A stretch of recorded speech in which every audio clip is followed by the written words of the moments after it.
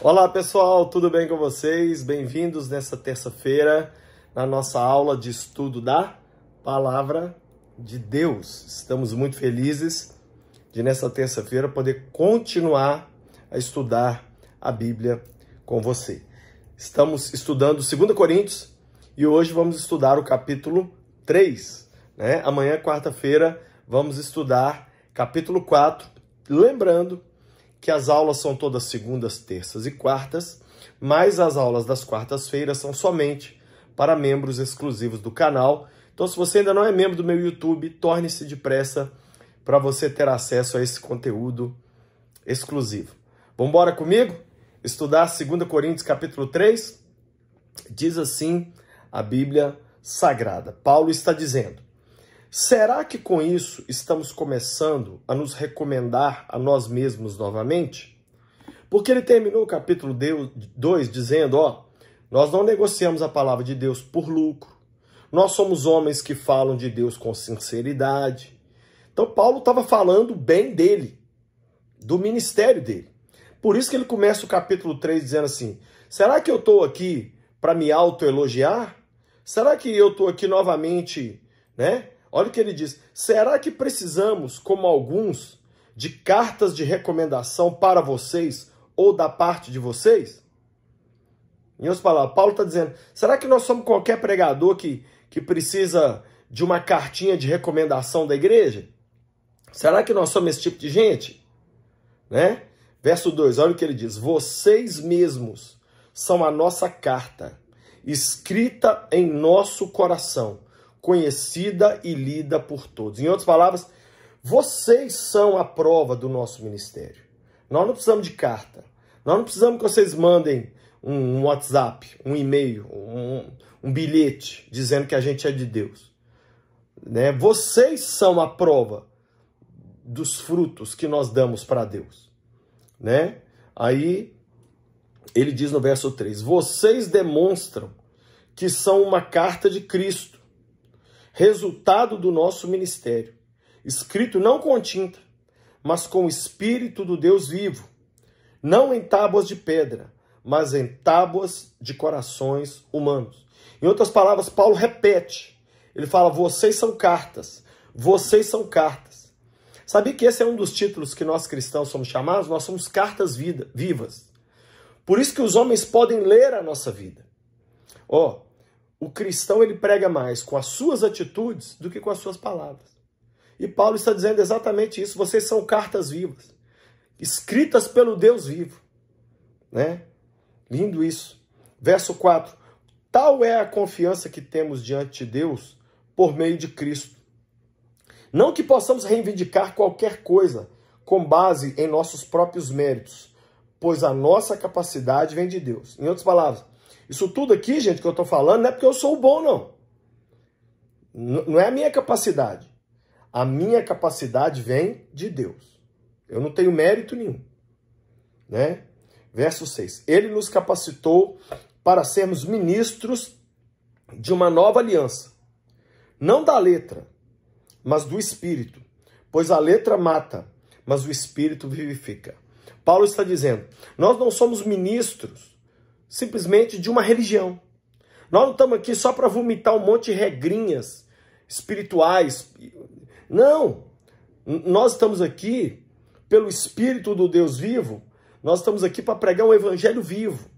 Porque a letra mata. Em outras palavras, se você só lê as palavras, você não tem transformação. Mas na hora que o Espírito Santo entra, aquilo é transformado em vida. Aquilo é transformado em vida. Então, Paulo está dizendo isso, que eles são cartas vivas escritas pelo Espírito Deus vivo. Agora Paulo vai falar dessa nova aliança. Olha o verso 7. O ministério que trouxe a morte foi gravado com letras em pedras, mas esse ministério veio com tal glória que os israelitas não podiam fixar os olhos na face de Moisés, por causa do esplendor do seu rosto, ainda que desvanecente. O que significa tudo isso?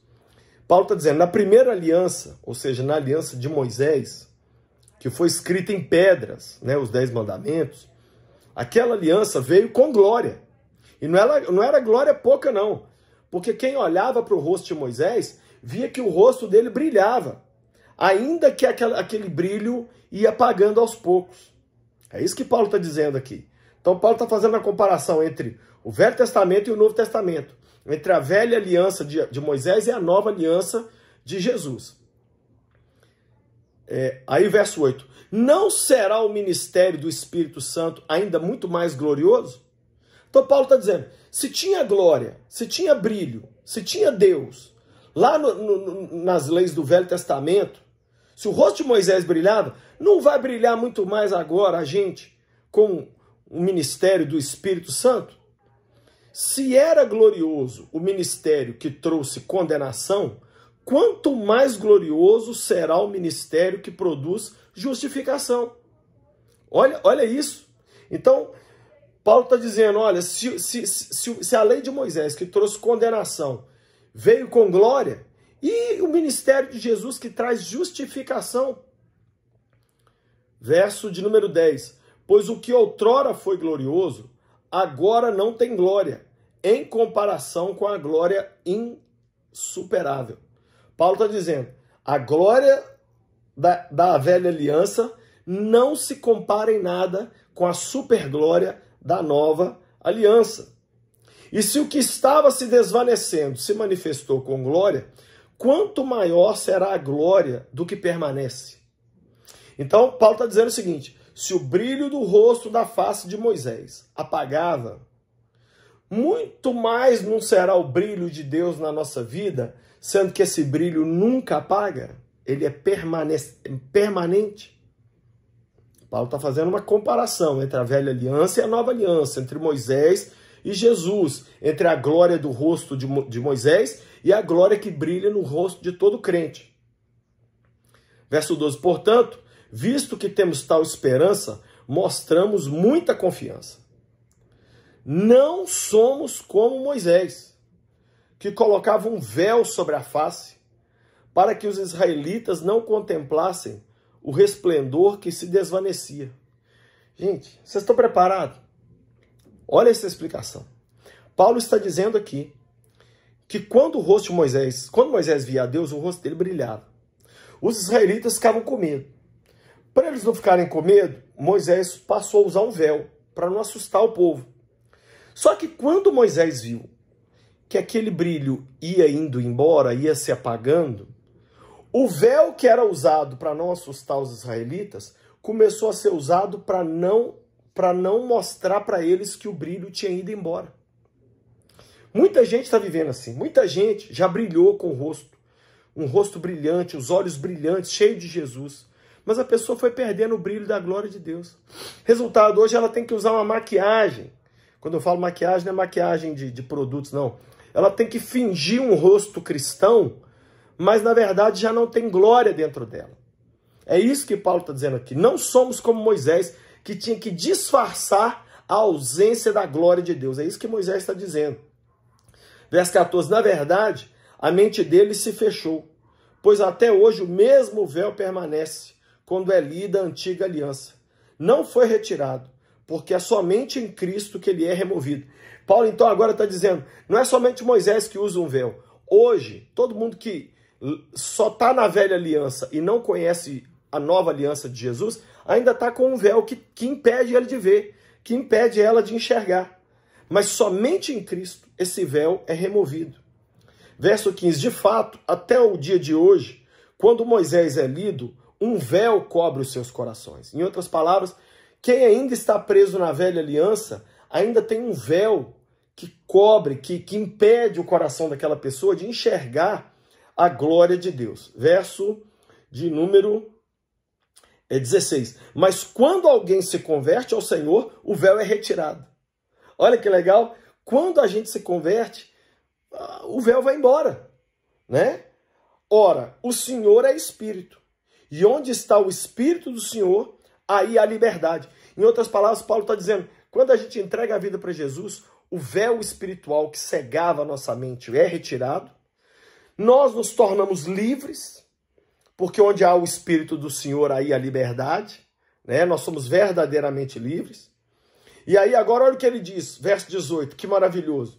E todos nós, ou seja, todos os que converteram, que com a face descoberta contemplamos a glória do Senhor, segundo a sua imagem, estamos sendo transformados com glória cada vez maior, a qual vem do Senhor, que é o Espírito. Paulo está dizendo, então a glória, agora nós brilhamos com glória que não precisa ser apagada. Nós refletimos a glória de Deus no nosso rosto, na nossa vida, e nós estamos vivendo com a cara descoberta. Nós não precisamos maquiar nada, fingir uma espiritualidade de Deus. Pai, eu abençoo cada pessoa que assistiu essa aula de 2 Coríntios 3. Não deixa, Deus, a gente fingir um relacionamento com o Senhor, fingir que está tudo bem, fingir que o rosto ainda brilha. Não. Deus, que a gente possa viver um cristianismo verdadeiro, assim, realmente buscando o Senhor de todo o coração. Pai, eu te peço, em nome de Jesus, que o Senhor nos dê a capacidade de vivermos em liberdade, porque temos o Espírito Santo habitando em nós, e que a gente possa brilhar com o nosso rosto, refletindo a tua glória. É a minha oração por cada vida preciosa aqui, no nome de Jesus. Você foi abençoado? Tomara que sim. Se tiver sido abençoado, eu vou te pedir para você colocar um like aí pra gente, também para você comentar aqui embaixo o que você achou, né? Também vou te lembrar que amanhã, quarta-feira, tem aula, mas as aulas da quarta são somente para membros exclusivos do canal. Então torne-se membro do meu YouTube para você ter acesso ao conteúdo exclusivo que já passou e também ao conteúdo exclusivo que virá. Passa na loja do Lucinho para adquirir esses livros. Olha esse devocional lindo do Charles Spurgeon. Tem comentários bíblicos para de manhã e para de noite, os 365 dias do ano. Simplesmente extraordinário, né? Olha esse livro, O Propósito da Família, livro maravilhoso do meu amigo Luciano Subirá. Outro livro do Subirá, Graça Transformadora. Você precisa ler esse livro, irmão. Simplesmente maravilhoso. E tem esse Cuidando da Alma das Crianças, que todo pastor, líder, papai e mamãe deve ler. Todos esses livros estão na loja do Lucinho.com.br. Lá também tem muitas bíblias, camisetas, pulseirinhas. E nas compras acima de R$170, o frete é grátis para todo o Brasil. Por último, eu quero te convidar a vir para Israel comigo, com a minha família, em 2024. Em março, iremos para Dubai e Israel. E em setembro, iremos para um cruzeiro marítimo pelas Ilhas Gregas e